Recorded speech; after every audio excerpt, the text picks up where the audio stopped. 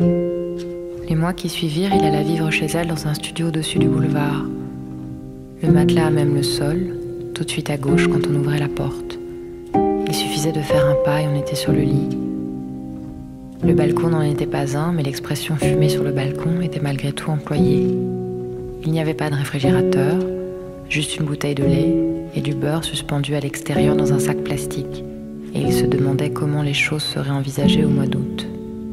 Un appartement pour ne pas réfléchir, passer à autre chose après une longue histoire. Il sentait bien qu'il arrivait un peu tôt dans le programme, et certains soirs, en la rejoignant très tard, il défaisait ses chaussures dès le couloir pour ne pas la réveiller. Elle avait le souvenir enfant d'avoir été emmenée un soir rue d'Orchamps dans la maison de Dalida. Il y avait une fête chez elle, sans elle. À un moment de la soirée, quelqu'un lui avait ouvert un placard à l'étage et elle avait pu regarder les robes. C'était un souvenir en partie vague pour elle et il n'avait pu s'empêcher d'y ajouter davantage de flou encore, comme s'il refotographiait une image déjà abîmée. Il n'avait retenu que la chose importante. Il dormait à côté d'une fille qui un soir avait vu les robes de Dalida dans un placard de la rue d'Orchamps.